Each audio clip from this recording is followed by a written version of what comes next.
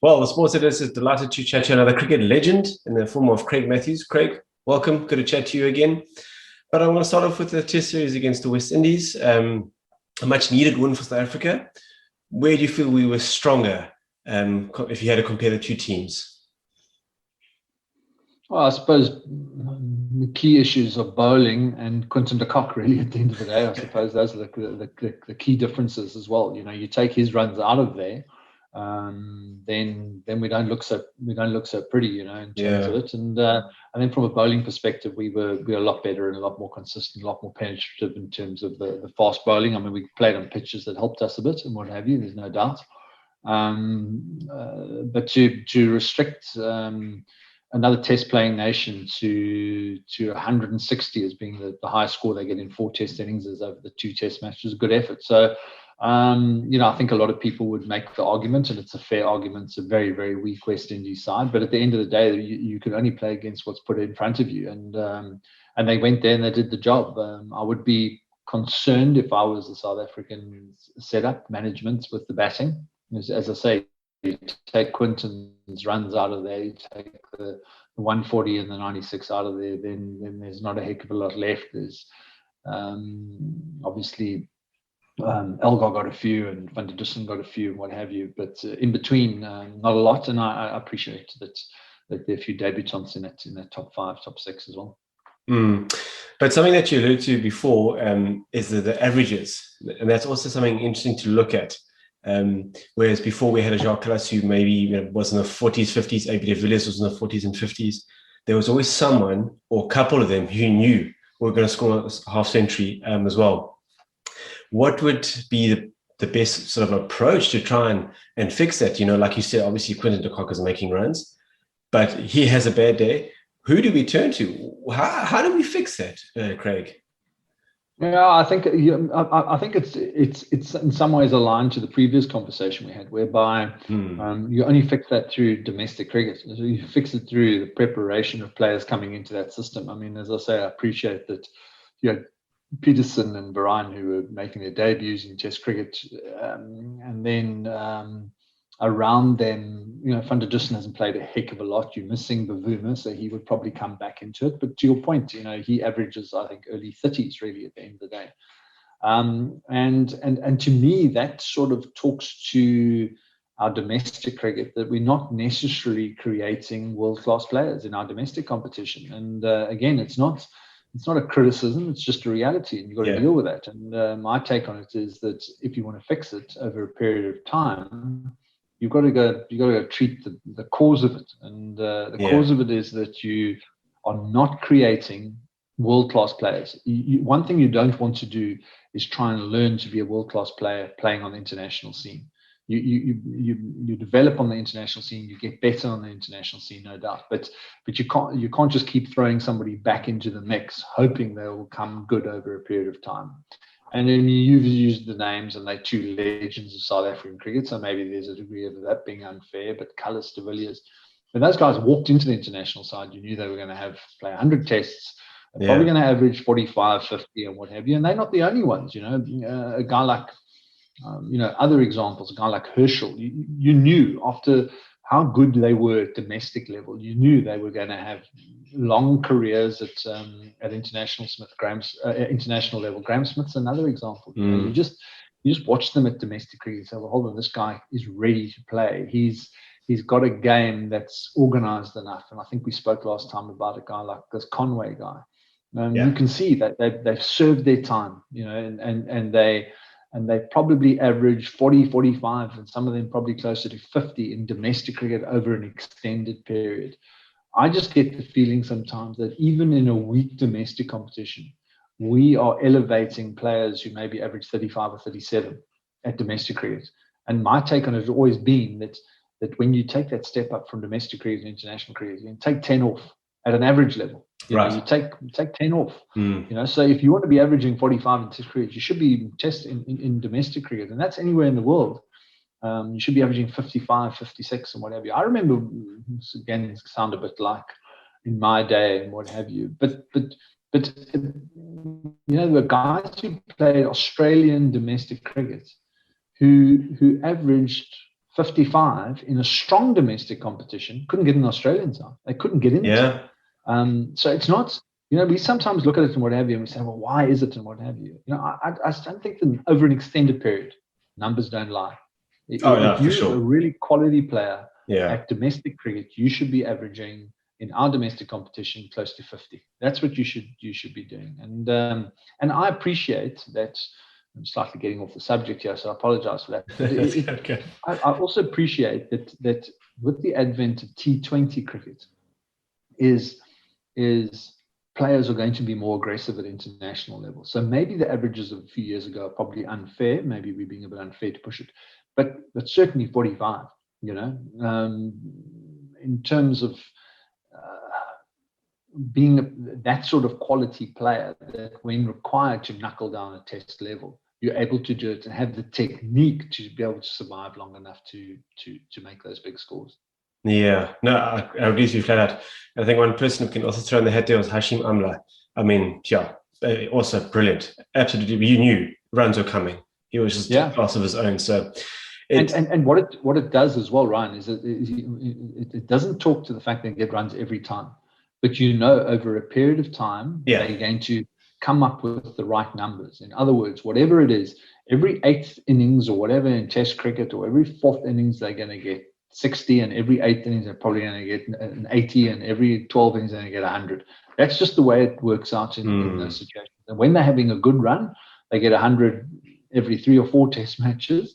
But that when you throw in the top 6 that have got those sort of the Smiths, the Gibbses, the Hashims, de Villiers, Cullis, and what have you, it's very odd day, and conditions have got to be against you to be bowled out for 150 all the time. And that to me is key. So can I throw maybe a bit of a funny question out there then? When Kolpak existed, has that actually crippled cricket in South Africa? I wouldn't go as far as to say crippled it. It's weakened it, I think. Right. I'm not sure that I'd go as far as to say crippled it and what have you. What I do, the thing that I think about that in terms of Kolpak is then numerous occasions when people will talk about the fact that Joe Bloggs went and signed a Kolpak contract, so he was taken out of the South African system, and then people say, but that affects our weakness, and the argument against that is, but he wouldn't have played international cricket. That's not the point. The point is that he might not have played international cricket, but he would have strengthened your domestic Exactly. So when somebody's trying to find his way in domestic cricket and establish themselves, now they're facing Kyle Abbott on a greenish wicket in Durban. Well, you've got to know your stuff if you're going to survive that sort of thing. And when you keep taking that next level of player out, even though there might not be guys who go on to play international cricket, the impact to your overall package of the strength of your cricket has a negative impact on that. And that's, to me, the key thing. So I'm not certain I would say crippled, but it's severely weakened into our domestic competition. There's no doubt in my mind. Definitely. Sure. Well, you mentioned one person there, and I'm look at the positive first. And you mentioned Devon Conway, and we can maybe sort of tie it in what you're saying earlier. That guy's been a revelation. I think he's 29 years of age now. He's dominating. He's scoring runs. He looked brilliant against India now in the final, and I think New Zealand are deserved winners of that. That guy's just been brilliant. So New Zealand are obviously doing something right. They set for great things, don't you think? No, absolutely. I mean, to me, what they've achieved with that cricket side, talks to structures behind it that must be very good and in place and what have you, and strong structures, strong managements and what have you, in terms of bringing players through. I mean, I saw a statistic, I think it was yesterday, I saw a statistic that of all the test playing nations that have come into international cricket, they took the longest to get a win. And that included Sri Lanka and everything. New Zealand were the side that played the most test matches before winning a test match. Wow. And if you look at what the number of players they call on, et cetera, look, they're probably advantaged to a degree from quite a few South Africans who've gone down there to try and qualify and what have you. That said, I mean, you probably can count those people on one hand. So from a small little base of players to become the best player in the world. And I saw Kohli's comment saying, well, it needs to be a 3-match test series. Well, it is what it is. It's a 1-match test series, but there's a lot of cricket that gets you to that point. Exactly. So there's a lot of cricket to get you into that final mix and what have you. And they've come out and they've won it. And it took 6 days, but there was rain and all that stuff.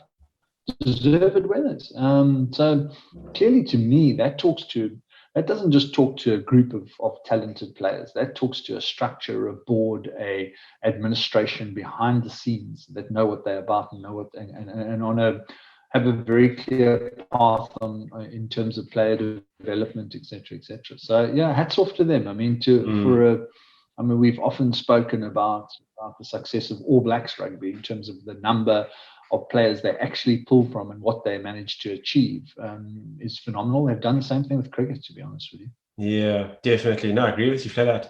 Because Craig, if I'm being brutally honest with you, I get a bit, I wouldn't say frustrated, or maybe annoyed's a better word, when I saw a headline the other day, SA born Conway stars in the final. I'm thinking, well, we're sort of trying to grab at straws now and say, but he was born in South Africa. And I'm saying, yes, okay, no, he was, but he's obviously moved on then. Why are we still trying to sort of hold on to that fact?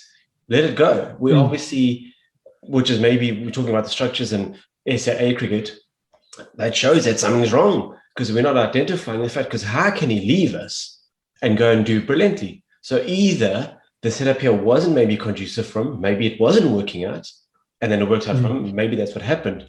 I don't know, maybe I'm being pessimistic, but it does slightly irritate me when I see things like it. I don't know how you feel.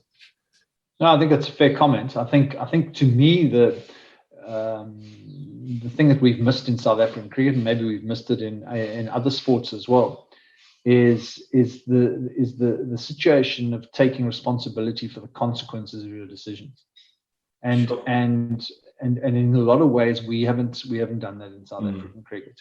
So if transformation and BE is a key strategic initiative within South African cricket, and I would support that. I think it needs to be in terms of our history, etc., etc., etc. And this argument that politics and sport don't mix doesn't fly with me, because they're all interrelated and what have you, and there's social concerns and all that stuff. So then you make a decision around transformation. We want to change the face of our South African cricket side. How do you do that? You do that at provincial level. So you then say, of all the teams we pick at our provincial level, 6 of those players need to be players of color. That's fine. That's a decision you've made. You've made a strategic decision. There are consequences to that. The consequence of that is somebody like Devon Conway says, sure, but if I'm down to 5 places in the Gauteng side, and then that's going to be rolled up into international cricket, I've made a decision about my career that says I'm going to go to New Zealand. Good luck to him.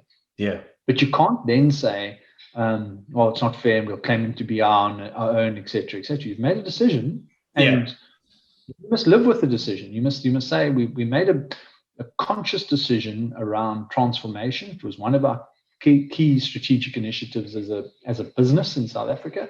And there will be pros and there will be cons to that. And cons to that is maybe you'll miss 1 or 2 through the net, who go play somewhere else and do well for that country. And good luck to them, Yeah, it's a very interesting one. But let's just quickly, one more touch on New Zealand. It was a really good all-round performance. I'm not too sure how much of the cricket you got to watch, but I think they really are deserved winners of the fact that they came close twice in the ODI World Cup, 2015, 2019. They deserve that win. It was great cricket, but it bodes well for Test cricket as well, don't you think? Yeah, it does. Yeah, I thought it was.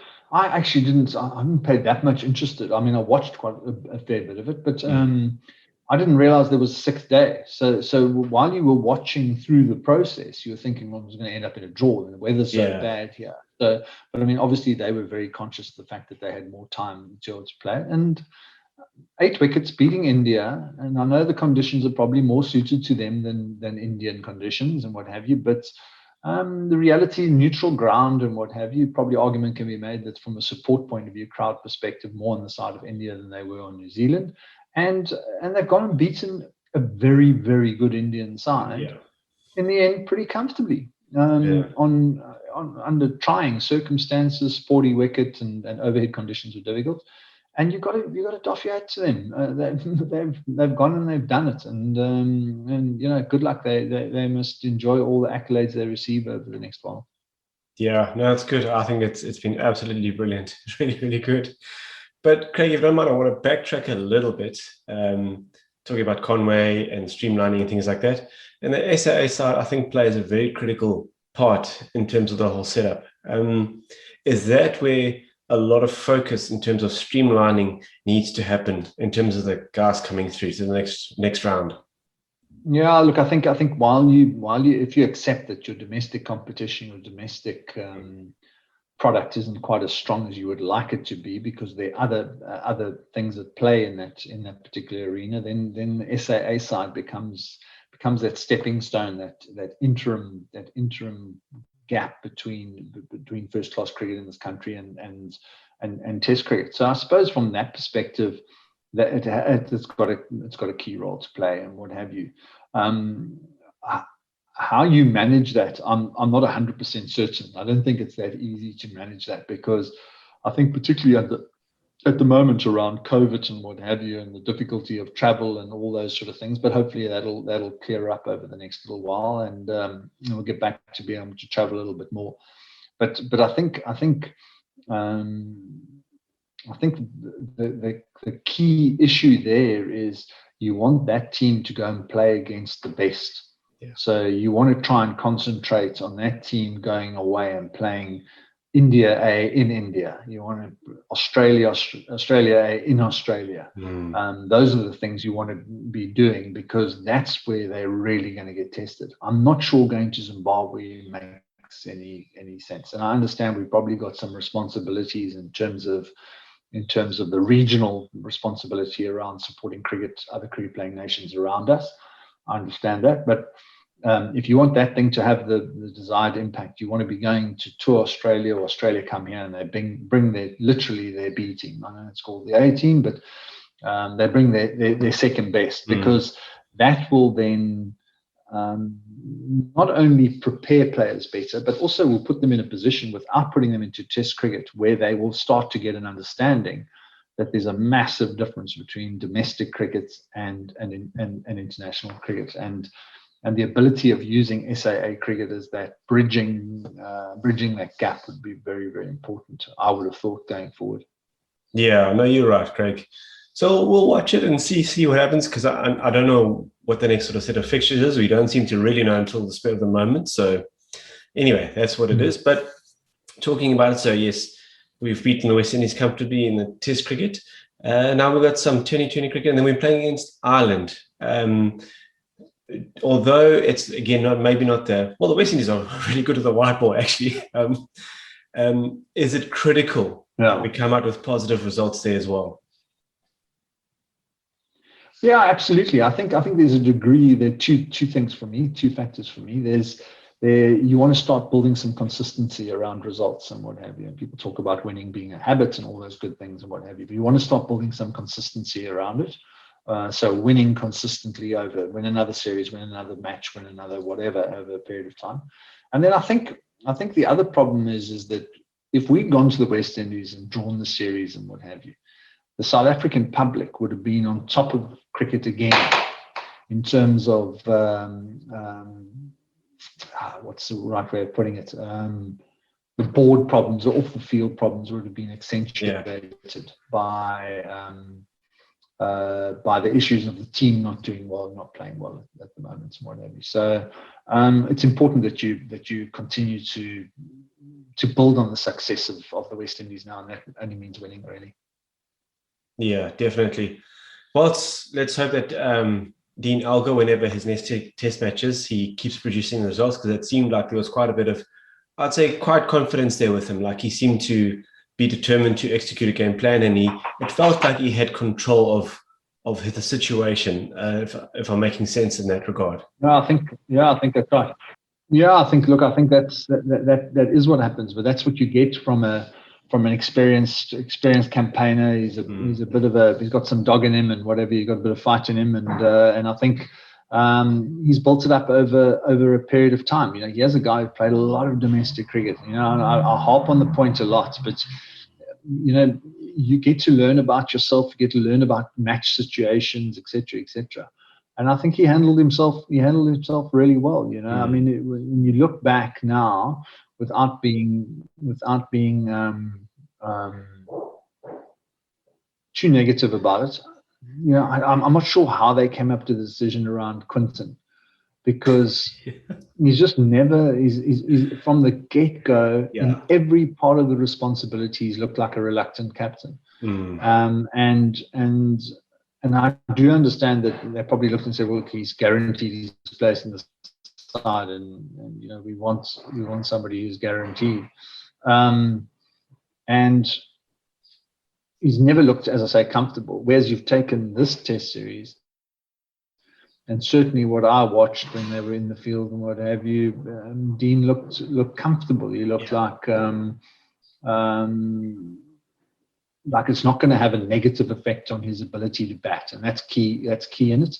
And the players looked like they took to his leadership style and all those good things. So good start for him. You know, again, you know, I know a lot of people I've spoken to say, but I mean, crumbs, that West Indies side are pathetic. But the reality is that, as I said earlier, you can only play against what's ahead of you, and at the moment, that was the West Indies side. So from that perspective, he's done really well. Yeah, and just to add your point there as well, I mean, we beat them 2-0. What more could you actually ask for? Absolutely, and that's the key issue. You know, you won by an innings in the one game and 180 in the other. So please tell me what I could have done better. What have you? I mean, the argument, I suppose, if you were clutching at straws, you could have said, well, we probably needed to be 300 for 4 instead of 300 all out, or you know. But that's not how it works out. And the wickets was 40 and what have you, and it's not the worst. That's not the worst bowling attack in the world, and what have you. Under those conditions, they were going to be a challenge. Yeah. It's interesting to answer. But Craig, let's touch on your career, if you don't mind. And I believe yours was one of patience and persistence, but I believe it also sort of came from the environment that you're in. Did it not contribute to your development of your career? Yeah, I suppose so, and what have you. I filled a role. I mean, that's what I did really behind a very good fast bowling attack. You know, Donald de Villiers, Macmillan, and what have you. It was Pollock towards the back end and stuff like that. So from that perspective, there was a role that I needed to play, and it suited me. I was never the most flamboyant bowler in the world. I taught myself to be very accurate over a period of time, and the reality is that I was able to then fulfill a role in that regard. So from that perspective, I was lucky that it fitted that particular environment at that particular time. Yeah. Well, 298 first-class wickets and 243 List A wickets, sorry. So Craig, you were always involved in the game one way or another. And that's sort of, I don't know, it keeps you going, doesn't it? Because you keep doing well, and it's sort of like, I've got to keep doing this. I've got to keep pushing myself. I've got to keep pushing myself. Is that something that you attribute to your success as well? Yeah, I suppose so. I mean, I think in some ways I was never somebody who was going to be seen as being international cricket. I didn't even play provincial cricket at school and what have you. So when I got out of school and I went to Pinelands, and that's as good as I thought I would be. Obviously, we went to international cricket at that time, but then we just carried on working hard and what have you. And I think when you've had that sort of upbringing in terms of your career, you don't take anything for granted. I think that's the key issue. So it almost feels, and I'm sure there are lots of players who feel like that, but it sort of feels like you're always on the brink of being dropped. However well you do, you know, it's just like you always feel that I'm under pressure and what have you to continue to be picked. So, and that's what keeps you going sometimes. So it was a career that I just certainly didn't expect to have, and so we just carried on sort of knuckling down and doing the best you can. And I was very lucky to play. I mean, it seems like a little test matches in terms now of what they play now, but 18 test matches, 56 one-day internationals. It's 18 more and 56 more than I ever thought I would. Oh, there we go, Craig. It's excellent. But you must have enjoyed the contest of playing against Australia, didn't you? Oh yeah, no, they play cricket a lot like us and what have you, and it's hard as nails on the field and off the field. It's a few beers and relaxing and whatever, and chatting about the game and whatever. Nothing stayed out on the field. Everything stayed out on the field. Nothing came off the field and whatever. There were some moments that were a bit fractious, I suppose. But the reality is they play cricket a lot like us, and I think certainly in my time when I played international cricket, it was the team that we were closest to in world cricket in terms of that Australian side. So it was good times, good memories. Yeah, fantastic. Because you actually took your most wickets against Australia. Was it down to that pure rivalry where you wanted to say to them, you know who's boss, yeah? I'm going to show you what I'm made of.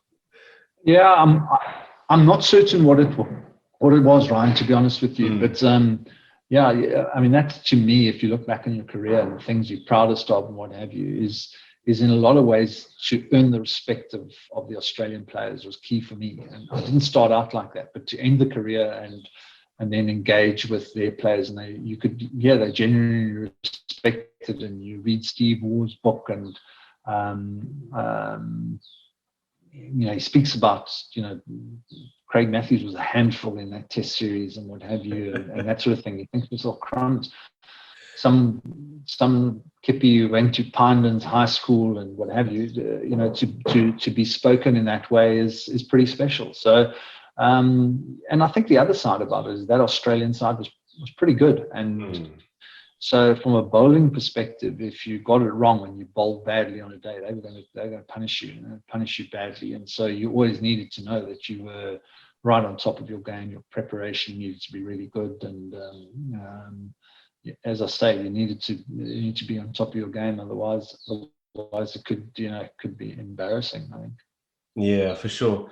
But one guy that you would have played against and regarded as one of the world's best, Glenn McGrath. How did he achieve what he did? What is his, I don't know if you know his secret, but what contributed to him being so jolly successful?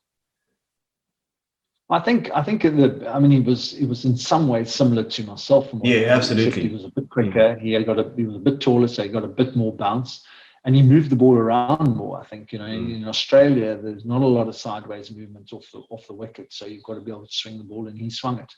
And he was a very clever bowler. He was in terms of his ability to hit the right lengths, but also move the ball away. I know Gary found him a real handful when he came around the wicket and took the ball away from the left-hander as a right-hander coming around the wicket, taking the ball away from the left-hander. He just did everything so well. And then in between that, you're not getting him away either.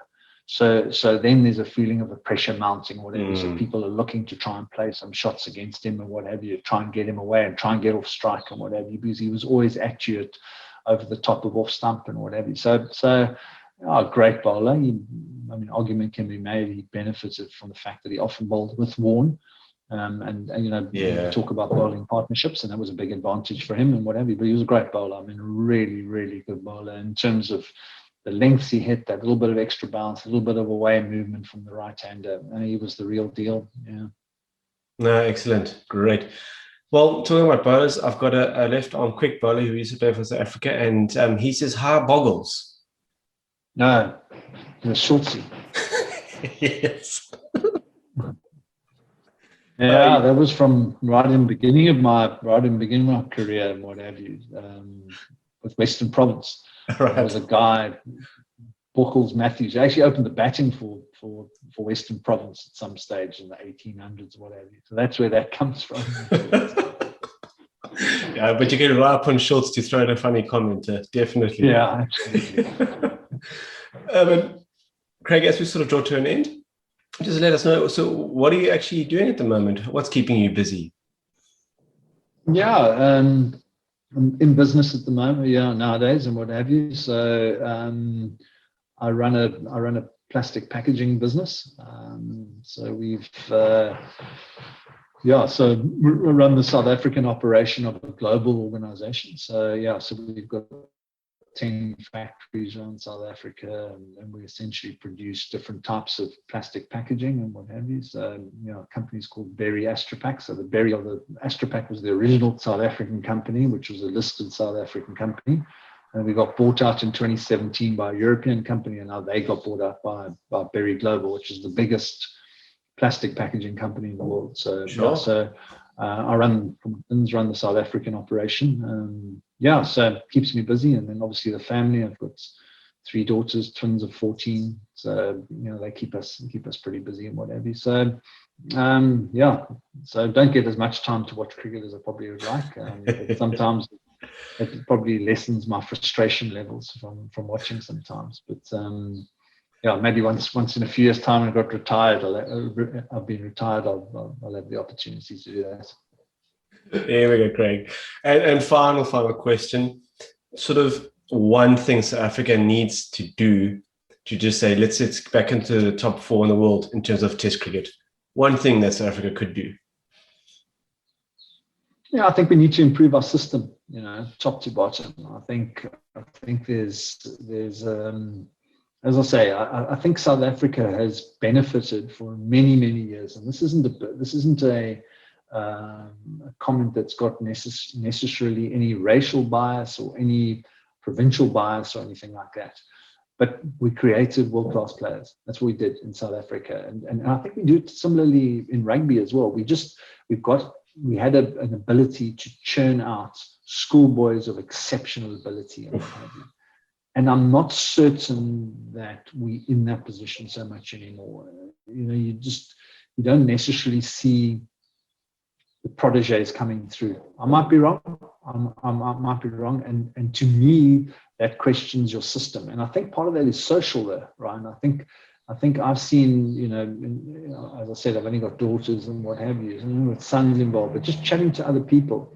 I think there's more today in South Africa with this drive towards instant gratification. I think really talented sportsmen, and if you take a guy like A.B. de Villiers, you take a guy like Jacques Kallis, Herschel's a classic example. They probably could have picked any sport. Cricket just happened to be the one that they picked in some ways. And maybe that's being a bit unfair because maybe they weren't quite as talented in those other sports. But there seems to be more of a requirement to play water polo. Where it's an hour and 40 minutes and what have you, and in the pool, the girls all sitting around the side and what have you, and they go home, and we all know there's so much pressure on us from a time perspective in our lives in terms of what we need to fit into 24 hours, and the kids are no different today. So from that perspective, that's a social issue that you can't do anything about. But maybe there's a requirement to have a look at that in terms of making the game more desirable to play. And I think from an administrative point of view, and this isn't just South Africa, I think in total around the world, cricket administrators have got their work cut out for them around how they take this game forward. The game's changing. In a big way, it's changing. I often talking about these things to people, whatever. I remember going to bowl in the nets one day at Western Province Net, and I bowled to Peter Kirsten, and he was struggling to sort of lost his off stump a little bit and what have you. And I bowled to him, and I thought pretty accurately, and he left every single ball in the net session. And it talks to the technical nature of that. That would never happen today. That would never happen. And we spoke earlier around the fact that players now go after the ball. Whereas in Test cricket when we played and whatever, and probably before us, the batsman, particularly in the beginning, forced the bowler to bowl to them. Today, the batsmen don't do that. They take that T20 attitude. So what's going to happen to Test cricket in the longer term?